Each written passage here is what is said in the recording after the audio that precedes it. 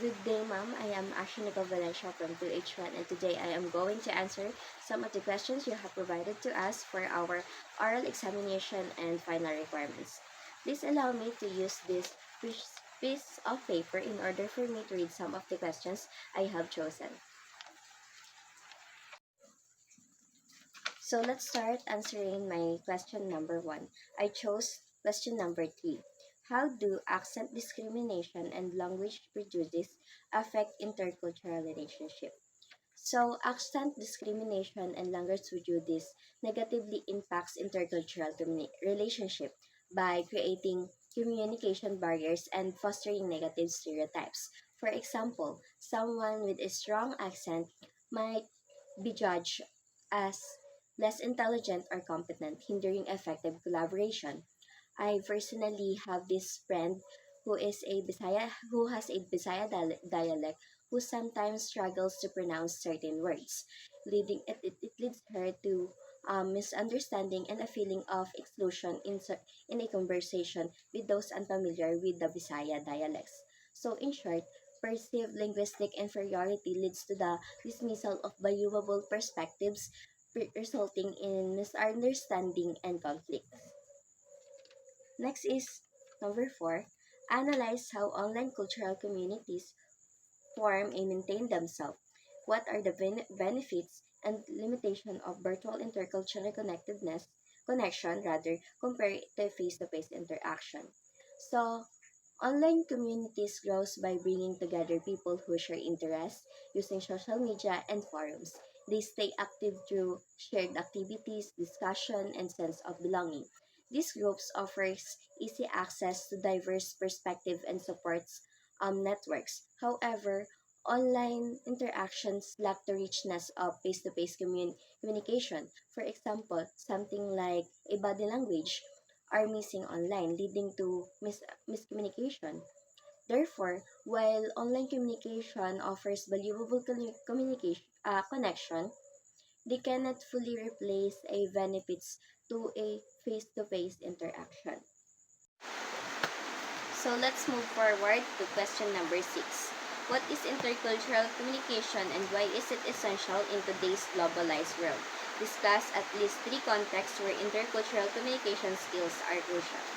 So we have learned and I have learned during our during the semester that intercultural communication is the exchange of information and meaning between individuals from different cultural backgrounds.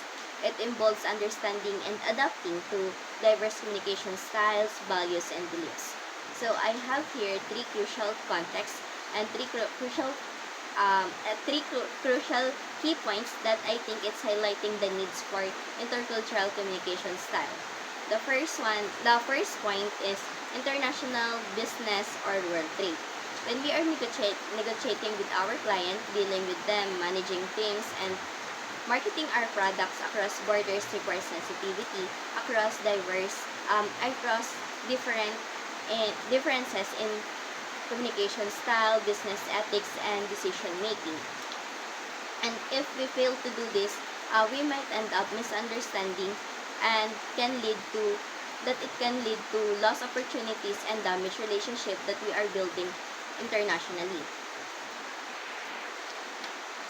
My next point is in terms of healthcare. So, providing cultural sensitive care requires understanding patients' health, values, and communication preference. But if we are in medical field, it is very important for these three, the their patient beliefs, values, and communication preference, because these three leads to build a trust and ensure the effective treatment that they may experience during that. My phone get a low battery, but I'm back now and I'm charging now. So my last point is education. So educators need intercultural communication skills to create inclusive learning environments where students from diverse backgrounds feel respected and supported. This effective teaching involves understanding different learning styles, communication preference, and cultural perspective. So for my fourth questions, Explain nonverbal communication differences across cultures. Focus on at least three types of nonverbal communication and their varying interpretation. So, nonverbal communication varies significantly across cultures, impacting how messages are interpreted, like in gestures, eye contact, and personal space. So, in terms of gestures, a simple hand gestures are very vastly different meaning. For example, the OK sign in some cultures is offensive in others. Understanding the context and cultural background is vital for accurate interpretation. In eye contact, direct eye contact is valued in some cultures as a sign of respect and engagement, while in others it can be considered as rude or aggressive. Appropriate level of eye contact differ based on the cultural norms and relationship between communication. And lastly is in terms of personal space. The comfortable distance between individuals during conversation also varies greatly. What considered a normal distance in life in one's culture might be feels intrusive or distance in another. Respecting personal space boundaries demonstrate cultural sensitivity. These differences highlights the importance of mindful observation and cultural awareness in communication. And to my last questions, um, I chose number 10. Analyze the roles of multilingualism in global citizenship. How does speaking multiple language contribute to intercultural understanding and global awareness?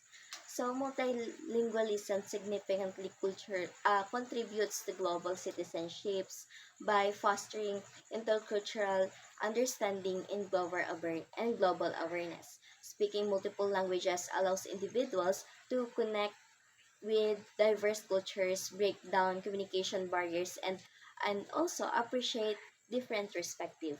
This enhanced communications leads to greater empathy, um, tolerance, and collaboration in a global skills.